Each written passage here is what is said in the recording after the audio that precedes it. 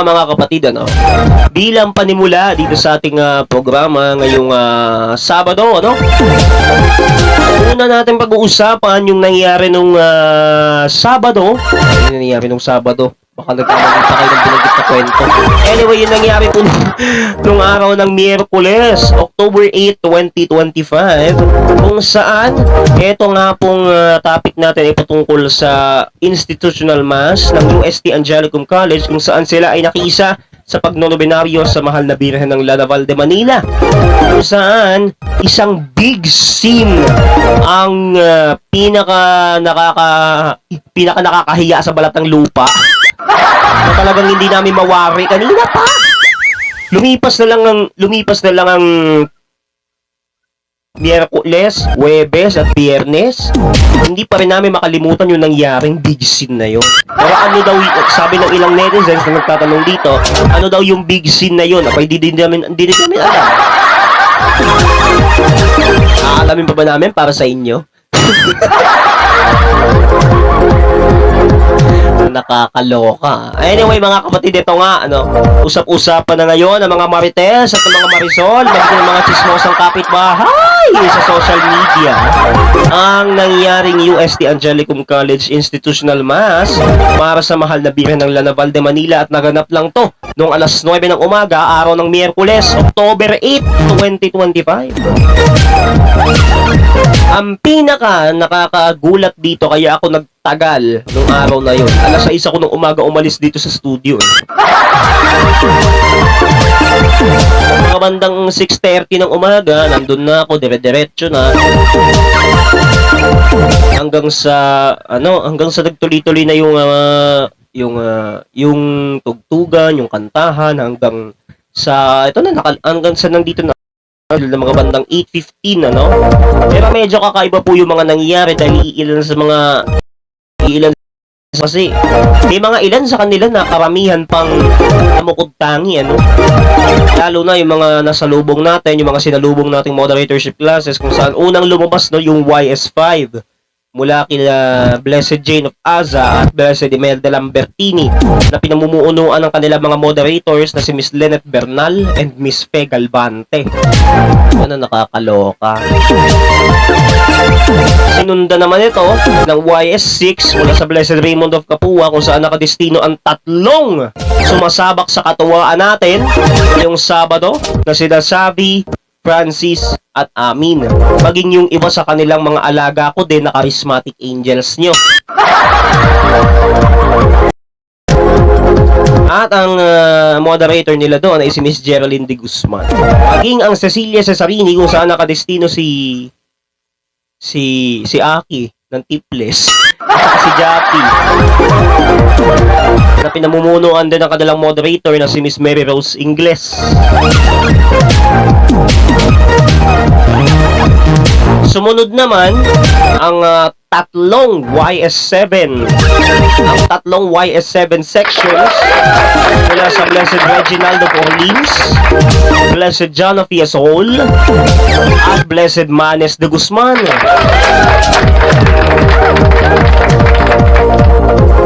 Habang dinadaanan natin yung entrance nila, habang pinapatugtog natin yung entrance music, di ba? Saan yung pa yung ginamit namin, talaga napakinabangan pa yun,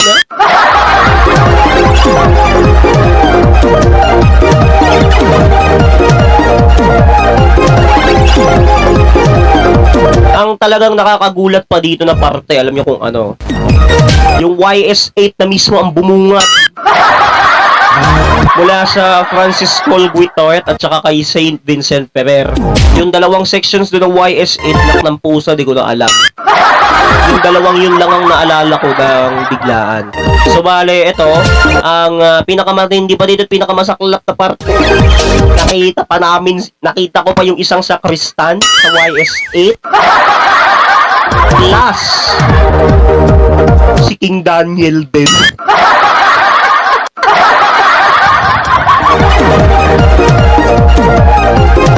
Nakita ko din siya nun, mga baklita. Asahan nyo na yung mga mangyayari pa na sunod, ha. Baka mapadali ako Kanya-kanyang damay ito mga kapatid. Wala tong halong kalokohan.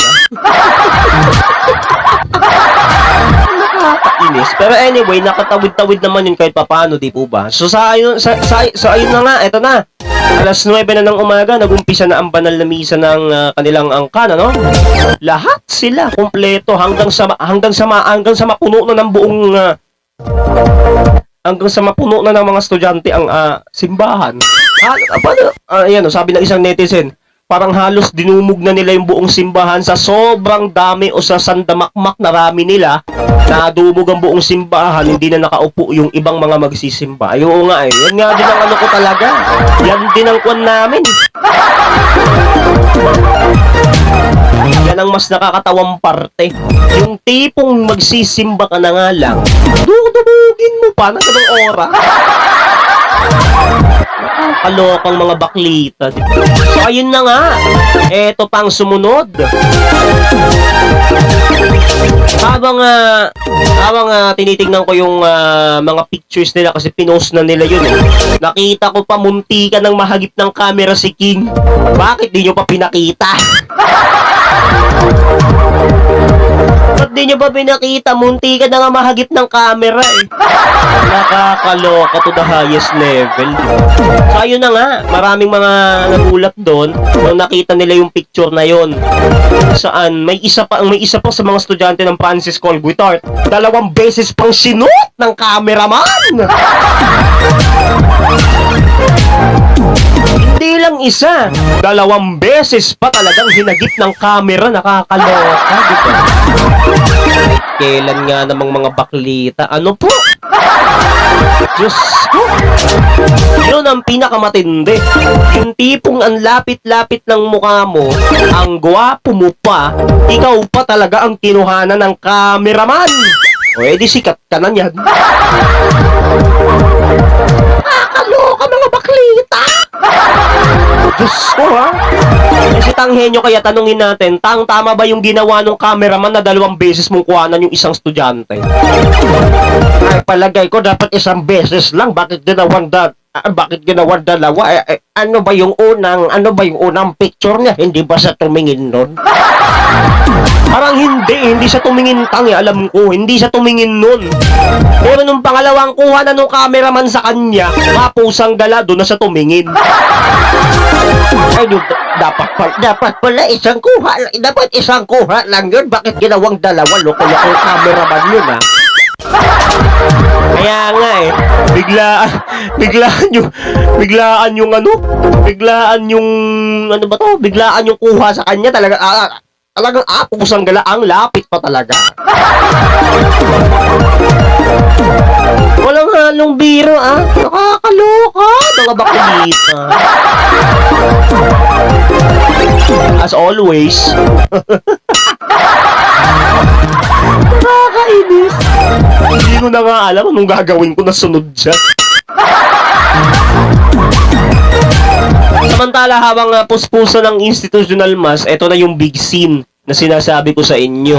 Habang nakasulat dun sa Monsignor Thoughts ko na dapat ipa-flash ko na rito kaya lang nawala. Tapos na nagsimula ng programa. Okay sana kung babasahin ko sa inyo kaya lang nawala eh. Nawalang bigla. Nakakainis. Pero anyway, tuloy-tuloy pa rin po tayo. Yun nga po, base nga po doon sa mga kwentong binanggit ko, eto na yung big scene na sinasabi ko sa inyo kanina pa. Ang big scene na sinasabi ko sa inyo nung ako'y papalapit sa Raymond of Capua, kung saan nandun ang kanilang moderator, si Francis nandito sa may bandang likod ni na Brevin, may bandang likod ni na Kobe, kila Siler, ganun. Si Makoy, samantalang si Makoy nasa likod nila mismo. Katabi pa talaga ni Makoy si Daniel lang, galing. Nakita ko mismo, ako mismo nakaalam, no? Naging saksi tayo, sira ulo talaga itong mga netizens na to. Naging saksi tayo dyan, ano ba kayo? Naging witness tayo dyan, alam nga namang hindi. Kasama ko pa dun yung mga magulang nila. Kasi ito na yung big scene na sinasabi ko sa inyo. Nung nakita na ako ni Francis nung araw na yun, nung nakita na ako ni Francis, doon yun na ako sinimulang, hulaan ninyo. Doon na ako sinimulang, ni Francis. Sabi dito na isang netizen, doon ka na ba niya pinagkaisahan? Corrected ba? Ay, nadali! Mga baklita, tama nga yun! Doon niya na ako talagang pinagkaisahan ng bonggang-bongga to the highest level, ang energy. Diba? Mga baklitang ito, nakakaloka kayo. Yun na nga, tama ka. Doon nga ako pinagkaisahan talaga. Talagang hiyang-hiya ako doon. Hiyang-hiya ang baklita na nakakaloka. Hiyang-hiya ako talaga as in. Kaya biglaan na lang talaga akong umalis. Nakakainis! At ito pa ang pinaka-nakakabaliw na parte. Alam nyo kung ano? Paglabas ba? Parang, actually, pangalawang beses niya pangalawang beses niya nang ginawa yan eh. Unang-una, kung mababalikan ninyo, dapat nga pag-uusap sana natin yung motorcade. Eh, hindi ko na naikwento sa inyo para yan din yung unang beses na pinagkaisahan niya ako eh. Nakakaloka to the highest level, mga baklita. So, ayun nga, Tapos ito na yung pangalawang beses niya pangalawang beses na pinagkaisahan niya ako. Ito nga, sa institutional bus nila nung Miyerkules. Diba? Pag umabot pa yan ng pangatlo, sigurado ko tatawagin na natin si Father George. Isang sigaw lang, lalapit agad yan. Gusto nyo sample? Sige, gawin natin.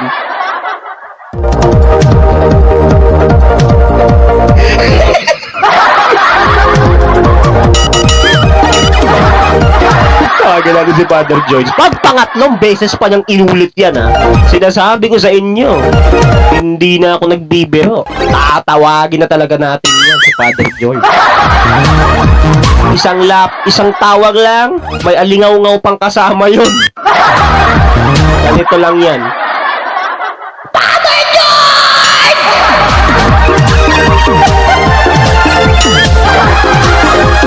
Diba? Isang tawag pa lang, maririnig ka na yan.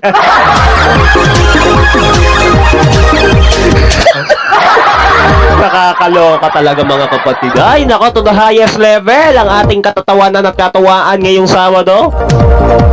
Dahilan nga na pangalawang beses akong pinagkaisahan ni Francis nung Miyerkules. Maswerte nga kayo nung nandun sila umentran sa may seminarista, sa may silid ng mga seminarista. Nako, pusang gala. Hindi pa ako nakita. Akala ko gagawin niya ulit eh. Kung gagawin niya ulit yun, tatawagin ko na talaga si Father John. Walang halong kalokohan yan Pag naulit pa yan. Ng pusa. Nakakaloka. Isang tawag lang talaga kay Father George eh. Nadamay pa talaga tayo. So ayun na nga, tuloy-tuloy pa rin ang ating mga katawaan ngayong Sabado hanggang alas 4 nyo pa ako makakasama ngayong hapong ito, mga kapatid. Grabe, no? Yung tipong pagkakaisahan ka tas ikaw yung napahiya. Nakakainis. Nakakahiya yun, nakakaloka. So ayun nga. Grabe talagang pakiramdam mo. So ayun na nga. Grabe, diba? Dapat nga babasahin ko sa inyo yung kwento na yun. Kaya lang bigla nawala no, nag-umpisa na tayo ng programa. Nakakainis. Pero anyway, meron ba tayong ilang minuto? Kasi ito pero ang pinaka ano lang talaga dito, ang pinaka nakakainis pang parte, alam niyo kung ano, nung nag-update na. Nung nag-update na tayo nung mismong araw na yon. Anak ng pusa, hindi na naulit yung nangyari. Praise the Lord. hallelujah. Kaya lang, nung bigla sila nakabalik, parang may nakalimutan silang gamit nun, alam ko. Tapos eto na, nung bigla na sila lumabas, dala-dala niya na yung gamit niya na naiwan niya, paalam ako. Sabi ko, ingat. Kaya bigla nang tumingin na! Pusang gala.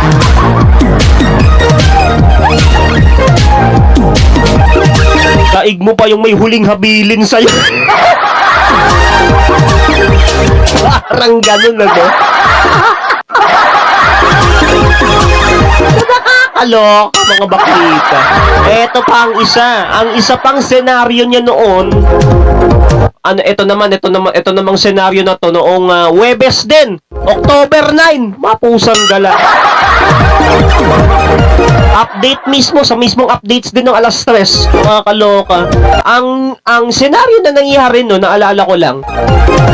Nung unang lumabas yata hindi yata nagkuhan sila KB nun, di ba nagtagal sila, di ba? So, bali nagtagal kasi sila KB nung mga point na kailan naman nag-uumpisa ang nobenaryo ng Lanabal. Tsaka pa sila nagtatagal. Tampusa talagang buhay na. So, ito na nga, balikan natin yung nangyari. Itong senaryo naman ng update natin nung October 9, no? Araw ng Huwebes yun. Bale, ang naging dry run dito, nakakaloka to the highest level, di po ba? Ang dry run dito, nung ako yung nagpaalam na, kung kailan naman siya papasok ng sasakyan, tsaka pa talaga siya maghuhuling habilin ang tingin.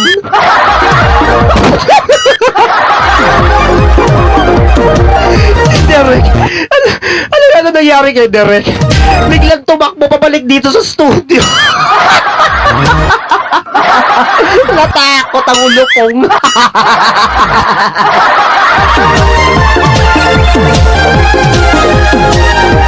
Nakakaloka! Mga baklita. Biglang tumakbo pabalik ng studio na hindi naman alam anong dahilan. Anak ng tipaklong na yan. Biglang tumakbo.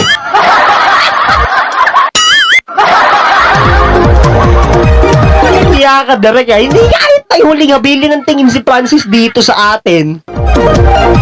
Bigla ka tatakbo pabalik dito ng studio. Nakakaloka kang baklita ka.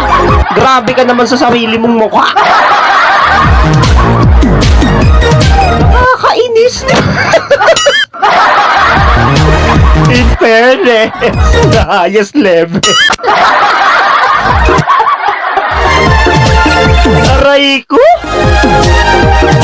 Grabe talaga kayo, no? Pero anyway, bawing-bawi, gaya ng sinabi ko sa inyo nung mga nagdaan.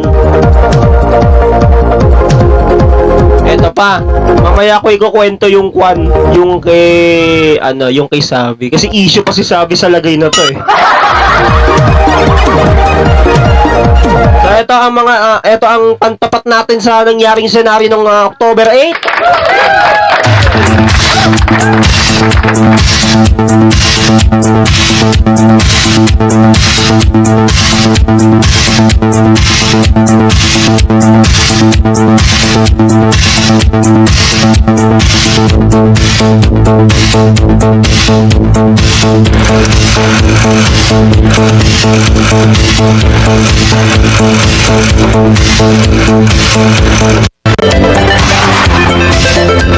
Eto, wait lang ha.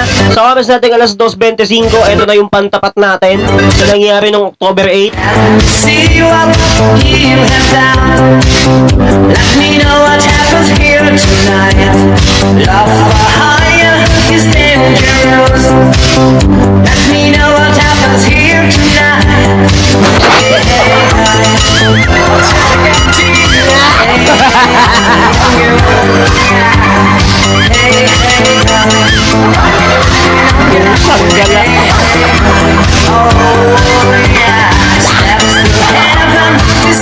Diba? Sabi ko sa inyo eh. Let me know what you are doing. Hopya lang para lang talaga may mapagkaisahan, ano? Tapos ikaw pa yung main target. Nakakaloka. Love and shine. Sabi yun, diba? Yung tipong ikaw na nga lang itong aali-aligid. I forget this. Ano ba talaga ang gagawin mo? Anak ng pusa! Makakaloka mga baklita kayo. So anyway mga kapatid, tuloy-tuloy pa rin po tayo sa mga katuwaan natin ngayong Sabado. Dito sa ating intrigahan sa kantahan sessions. Ako ito talagang pinakamatinding parte ng ating katuwaan. Ano naman kaya ang ginawa ni Savi? Matapos akong magulat dahil pasulpot-sulpot pag hindi ko alam. Ano kaya nangyari nun? Mamaya, aalamin natin mamaya ang buong kwento. Abangan nyo po yan, ha? See you out. Sureball ako. Sureball ako yung mga netizens na nagulat din. Nagugulat lalo. Love for hire Yak yan. Sigurado. is here tonight. Ang pusa, ha? Hey, hey. Walang halong kalokohan to. Sigurado yan. Oh yeah, steps to heaven, steps to me. Let me know what you are doing tonight. You love me, but something doesn't love you. Pusang gala. Ay, Nako. Alas 2:27 na po mga kapatid ang ating oras. Tuloy-tuloy pa rin ang mga katatawanan at katawaan natin dito sa ating intrigahan sa kantahan sessions ngayong Sabado. Tuloy-tuloy pa rin kayong maaliw at mabaliw sa mga katawaang hatid namin sa inyo ngayong Sabado, pampatanggal ng umay.